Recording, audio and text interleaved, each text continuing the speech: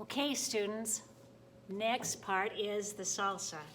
And previous to me starting this salsa, I've gone ahead and assembled all of my ingredients. I have got all of my equipment out. I have read over the recipe. I have washed my hands. And if you're here at school, you'll remember we have to wear our gloves when we are working with a food that's not going to be cooked. So I'm taking this right here because we're not cooking our salsa. I'm taking my gloves after I've washed my hands and putting them right on. All right, my first step is to take a Granny Smith apple. A Granny Smith apple is a green apple, and it's kind of unique in that it is really pretty tart. Most apples have a sweetness to them, but Granny Smith is all about attitude, and it is kind of twangy. And I'm going to peel this, core it, dice it, and mince it. Oh my gosh, I'm doing a whole bunch of things to it. The first thing is to peel it. Now you have in your kitchens a peeler, and this is a two-edged knife. So if you go to town with this Granny Smith apple, on that peeler, you remember that it can take and your fingers just as easily as anything else. I always like to peel away from myself because I've learned the hard way that it's kind of rough to recover from a peeled knuckle. If I peel towards me, that's when I could maybe accidentally take and cut my finger. So this is all really fine and wonderful, but I'm going to tell you honestly, I don't like to peel apples with a peeler. Maybe you're better at it than I am. But instead, I like to use the paring knife when I do an apple. And that way, I feel like I have more control and I do a bit better of a job. So I'm going to take my paring knife to cut it. But let's pretend for 1 second that we know this paring knife is not sharp. As a cook, one of your best tools is to have a sharp knife. And believe it or not, a sharp knife is safer for you than a dull knife. Why? Because if you're using a dull knife, you could, as you're pushing in, accidentally lose control. That comes down and cuts your hand before you know it. But a sharp knife is begging to cut into the food that you're taking and cooking. So I want to show you what we have here in school to sharpen your knives. And as a class or as a group, you're in charge of keeping your knife sharp. Otherwise, I'd go crazy because each kitchen has 2 paring knives, 2 French chef's knives, a serrated edge knife, and I just can't keep them sharp. Multiply that by 7, you can see I'd go crazy. FYI, you don't sharpen the serrated edge knife, just the straight, smooth blade. And we have this little gadget right here at school that we use to sharpen with. And I'm going to take this, and I wish that I had you to be able to see the edge of a countertop. I'm going to pretend like this is my countertop. I'm going to place this on my countertop with the cut edge straight up.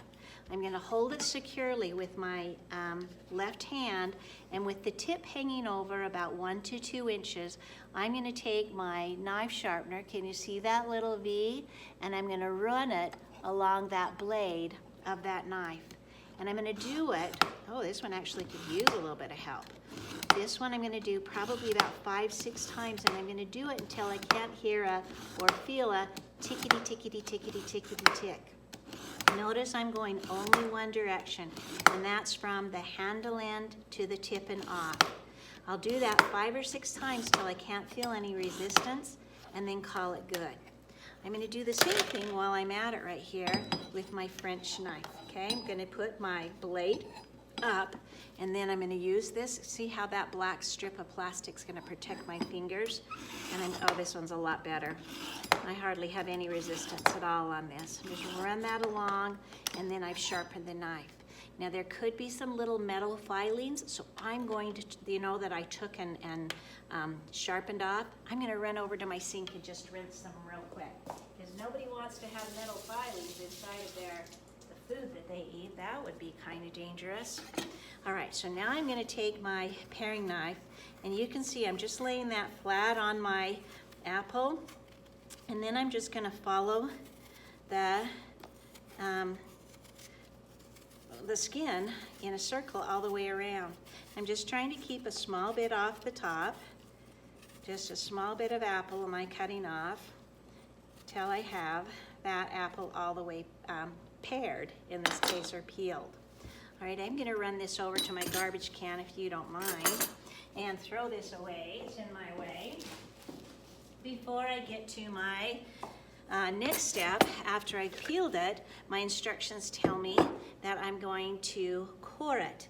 If I had an apple core for all of you, it would be great, but I don't. So we're gonna do this the old-fashioned way.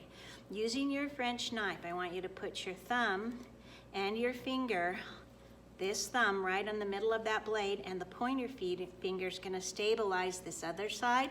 You're pinching that blade and just loosely holding on with the remaining 3 fingers on your handle. I'm gonna cut into that knot, or into the apple, and I'm gonna let it come open.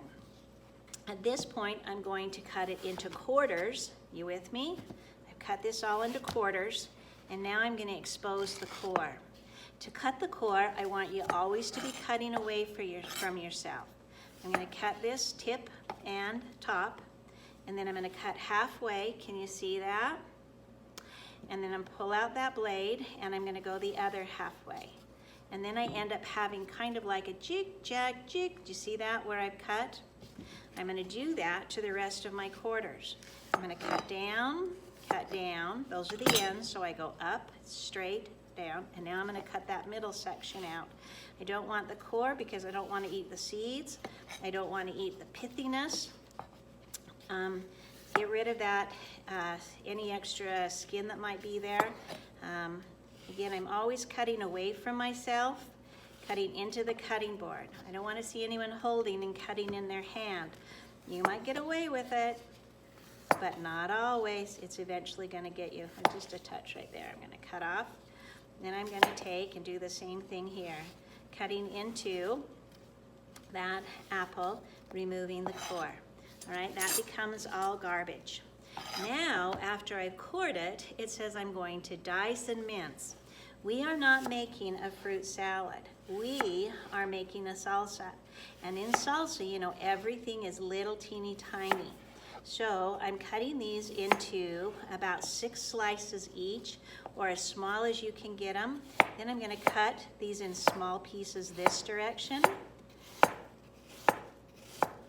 Again, I'm holding my knife correctly, and notice this hand, I've got my fingertips curled under. My hands are not out like this and chopping towards them. That's an accident waiting to happen. And I don't wanna have to be the bearer of bad news to your mom or dad that you've chopped off your fingertips while you're in here.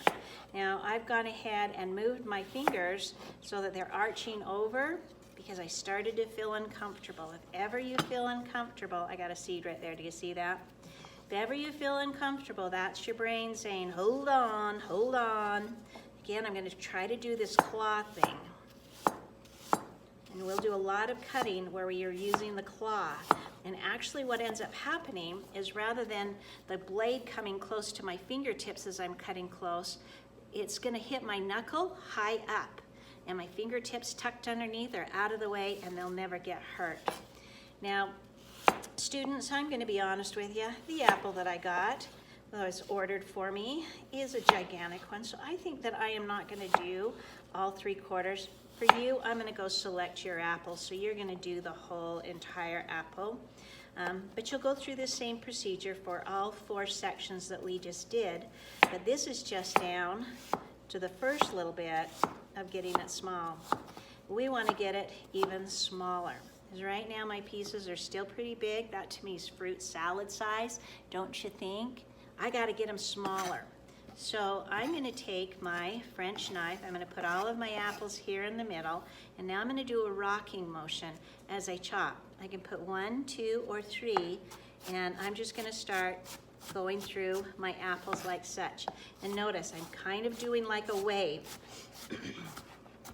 I'm rolling that knife as I'm going up and down. Now, one more thing I want to mention about this whole procedure is that whenever I stop to get my apples off of my blade, Whenever I stop to get my apples off of my blade, I want to never, ever move my hand up because I'll get cut with that blade. Also, another problem is that sometimes people run it right along the blade. Like they'll maybe go shh like that. Ouch. That'll for sure cut you as well. So what I want you to do, get in the habit of doing, is always brushing things off your blade that direction.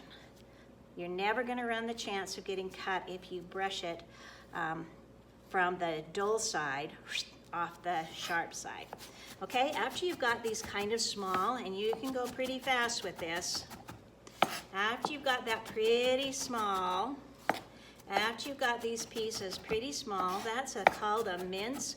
When you get things as small as you can, your instructions kind of say go between a dice and a mince. I don't want to turn it into applesauce, but I want it to be really small. You call it good. Okay, again, that's how I'm brushing that off. I want to take and put all of this into a small mixing bowl. And this is my small mixing bowl right here, all right? The second thing my instructions tell me is to peel and dice a kiwi. And the kiwis are a great color contribution. You ever peel the kiwi? Have you ever eaten a kiwi skin? That's no good. A ripe kiwi, this one's pretty good, needs to be peeled, and you can actually use a spoon to do it. You're gonna take and slide that spoon right underneath the surface of the kiwi. And then you can just go around. I don't know how I can show this to you with too much more distance from me. I can go all the way around, and this spoon's just a little bit small, so I might have to do a touch from this side. I'm gonna just go around that, and then I'm gonna find out that I can just go pop, and there's the peeled kiwi. I'm gonna also put this into small pieces. So I'm gonna go ahead and make some small cuts. Make small cuts. When you get uncomfortable, remember you can always go a different direction. Alrighty. I'm gonna cut these into small pieces. On the kiwi, you can get them too small and it will be easy to mush it. So don't get too carried away here on this. And I'm using my French knife almost exclusively. If you feel more comfortable with the paring knife, try using the French knife. The French knife is classic, wonderful knife for all sorts of things. All right, after you've got that all in, I'm gonna gather up my kiwi and put my kiwi in. The next thing is an orange. Now, I've already gone ahead and washed your orange. Oh, I didn't tell you this. I didn't wash your apple. You're gonna have to wash your apple and your kiwi yourself. I'm too darn lazy.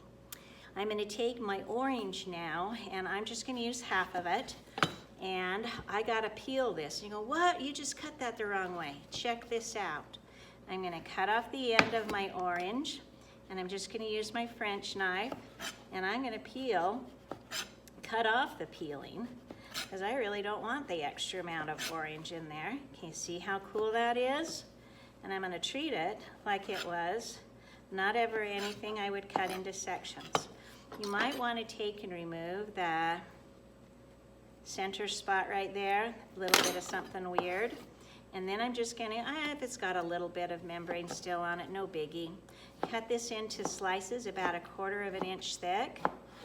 Then I'm gonna lay those down and cut them into, I'd say French fries, but that would be weird. You don't have French fries out of oranges, do you? Cut these into slices, already did that. Then I'm gonna cut them into little strips.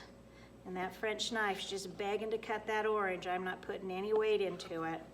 I'm gonna line up my French fries, or my French oranges. That's kind of weird. And I'm gonna go ahead, I'm just gonna rock that in there. Slice that on up, slice that on up. Remember that claw. And then we'll take those oranges and put them into our mixing bowl. And finally, we've got some strawberries. These strawberries are a product that has some sugar in it, comes in a little container like this, and I've just gone ahead and you can see I've removed half of it. That's weird.